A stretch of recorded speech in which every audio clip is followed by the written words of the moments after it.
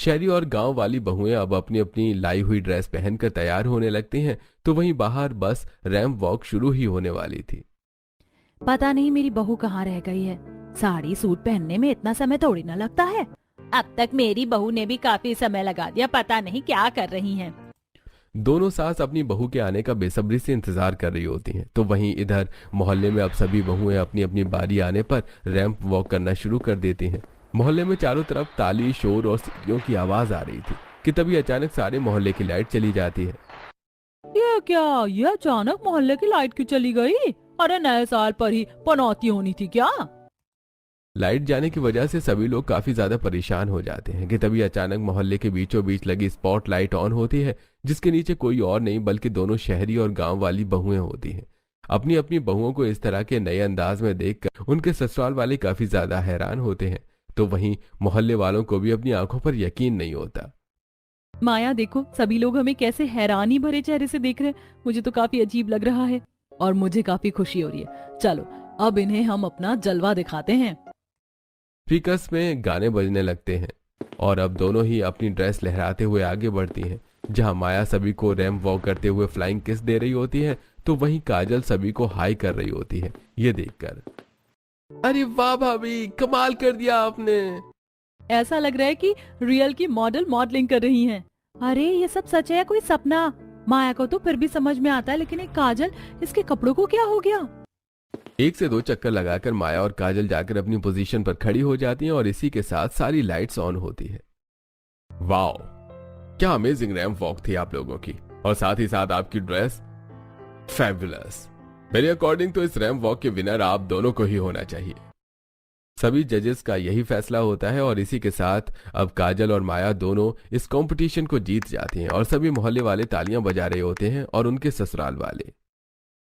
अरे काजल बहू, ये तुम्हें क्या हो गया? तुम तो कभी इस तरह के कपड़े नहीं पहनती थी। लगता है तुम्हें भी शहरी हवा लग गई है, और जरूर इसके पीछे माया का ही हाथ होगा। क्यों, सही कहा ना मैंने? आपने सही कहा, इसके पीछे माया का ही हाथ है, लेकिन मैं इसके साथ खुश हूँ। और हाँ, ये नया लुक मैंने किसी को दिखाने के लिए नहीं बल्कि खुद के लिए लिया है। भाभी कितनी तो सुंदर लग रही हैं, और अब हम गांव में नहीं बल्कि शहर में हैं। भाभी ट्रेडिशनल कपड़े तो पहनती ही है ना। अगर वो कभी कभी इस तरह का भी पहनावा रखेंगी तो फिर क्या दिक्कत है? काजल, तुम सच में काफी अच्छी लग रही हो। मैंने तो कभी एक्सपेक्ट नहीं किया था कि तुम इन कपड़ों में इतनी सुंदर लग सकती हो।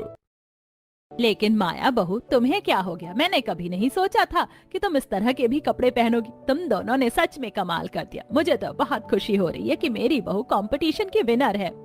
भाभी, मैंने तो बस मजाक में बोला था कि आपको मॉडलिंग करनी चाहिए, लेकिन आज आपने मेरी बात सच कर दी। आपको तो सच में मॉडलिंग करनी चाहिए।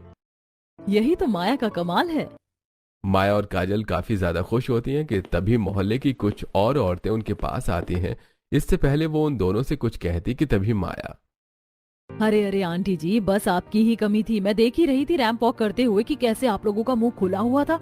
वैसे कहीं इतनी देर मुंह खुला रख के आपके जबड़े में दर्द तो नहीं शुरू हो गया? इससे पहले आप फिर से अपना कोई वो पुराना लेक्चर दो और मेरा नया साल खराब हो, मैं पहले आपको बता देती हूँ। आप लोगों ने मुझे आज तक कितने ताने दिए, लेकिन मैंने हमेशा आपको इग्नोर किया। बट अब नहीं।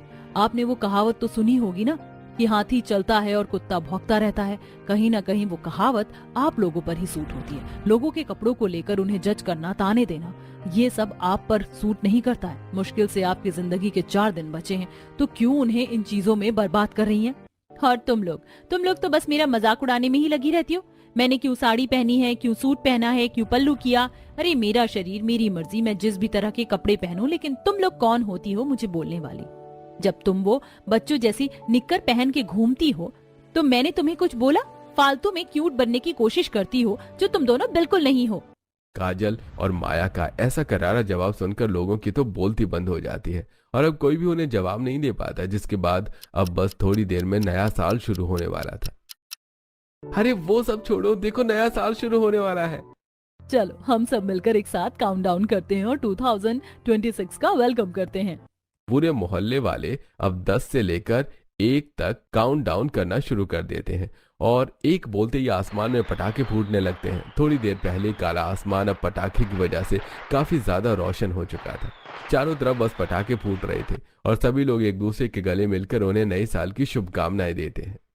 चलो बहन, अब हम भी एक दूसरे से अपनी नाराजगी खत्म करते हैं। इस नए साल पर हम भी बीते बातों को भूलकर दोस्त बन जाते हैं, बिल्कुल अपनी बहू की तरह।